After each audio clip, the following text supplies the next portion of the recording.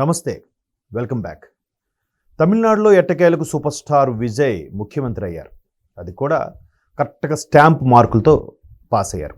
ఒక విధంగా అంటే 108, తర్వాత విసికే, తర్వాత కాంగ్రెస్, ఇవన్నీ కలిపి మొత్తం మీద 118 అనిపించుకుని ప్రమాణ స్వీకారం చేశారు. ఇదిలా ఉంటే ముఖ్యమంత్రి ఆయనకు అంత పట్టు లేదు కాబట్టి డిఎంకే, ఏడిఎంకే కలిసి గవర్నమెంట్ ఫామ్ చేయాలి అనుకున్నారని కూడా కొన్ని వార్తలు వచ్చాయి. అయితే అవ్వలేదు. మొత్తానికి విజయ్ మొత్తానికి ముఖ్యమంత్రి అయ్యారు. ఎందుకంటే ఎక్కువ సీట్లు ఆయన గెలుచుకున్నాడు కాబట్టి. ఇదిలా ఉంటే డిఎంకే, ఏడిఎంకే అనుకున్నాయో లేదో, మంత్రాలు జరిపాయో లేదో తెలియదు, కానీ గవర్నమెంట్ అయితే ఫామ్ చేయలేదు.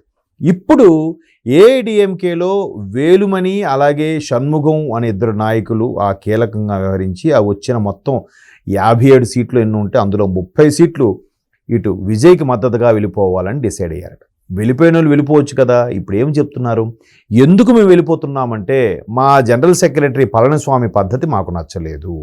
ఎందుకు నచ్చలేదంటే డిఎంకేతో విభేదించి పుట్టిన పార్టీ ఏఐడిఎంకే. అటువంటి ఏఐడిఎంకే మరలా డిఎంకేతో కలవడం ఏంటి? ఇది చరిత్రలో ప్రజలు మనల్ని క్షమించరు. ఇది ఒక మచ్చగా మిగిలిపోతుంది. కాబట్టే పళనిస్వామి నాయకత్వం మాకు వద్దు. సో పళనిస్వామి సిద్ధాంతాలు ఏవైతే ఉన్నాయో అన్ని ట్రాష్, మేము డిఎంకేతో ఎట్టి పరిస్థితుల్లో కలవమని చెప్పినా కూడా మీరు ఆ స్టేట్మెంట్ ఇచ్చారు. గవర్నమెంట్ ఫామ్ అవ్వలేదు, కలవలేదు.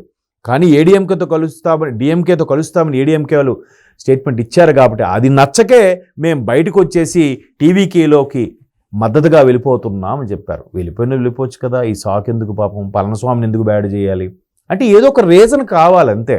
అక్కడ గవర్నమెంట్ వైపు ఉంటే ఒక రకమైన పద్ధతి. ఎందుకంటే ఇవన్నీ పక్కన పెడితే అండి, ఎక్కడ రాజకీయాలు చూడండి, మీరు అబ్జర్వ్ చేయండి, పార్టీ పేరు మారుతూ ఉంటుంది, నాయకులు అదే ఉంటారు. మీరు ఏది చూడండి. దానికి బెస్ట్ ఎగ్జాంపుల్ మన బొత్స గారు. మరి అదే కాంగ్రెస్లో ఉండేవారు, తర్వాత వైకాపాలో ఉన్నారుగా. అదే కాంగ్రెస్లో ఉండి జగన్మోహన్ రెడ్డి గారిని దుయ్యబట్టారు. ఇప్పుడు వైకాపాలో వచ్చాక జగనన్న దేవుడు, ఇంద్రుడు, చంద్రుడు అని అంటున్నారుగా. So old wine new bottle. నాయకులు వాళ్ళే, పార్టీ పేర్లు మారుతూ ఉంటాయి. అలాగే ఇప్పుడు టీవీకేలో కూడా చాలామంది ఉన్నారు. అది కూడా ఒకప్పుడు డిఎంకేకో ఏడిఎంకేకో పనిచేసిన వాళ్ళే ఉన్నారు, మళ్ళీ ఇదే వచ్చారు. ఇది ఏంటంటే నాయకులు మారాలి, కొత్త తరం రావాలి. ఎందుకంటే విద్యార్థులు కూడా విద్యార్థి దశ నుంచే నేను ఒక నాయకుడిని అవుతా, సరైన సమగ్ర పరిపాలన అందిస్తా అని అనుకోవట్లే. ఎంతసేపు ఇంజనీర్ని అవుతా, డాక్టర్ని అవుతా, పైలట్ని అవుతా, ఇంకేదో అవుతా అంటున్నారు తప్ప రాజకీయం వైపు ఎవ్వరు కూడా ఒక్కసారి కూడా వెళ్ళాలని అనుకోవటం లేదు. నిజంగా అదొక దురదృష్టకరమైన సంఘటన.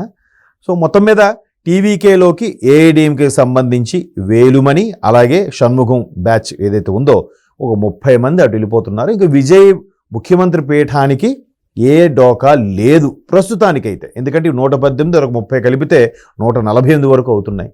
చూద్దాం మరి విజయ్ గవర్నమెంట్ ఎన్నాళ్ళు ఉంటుందో.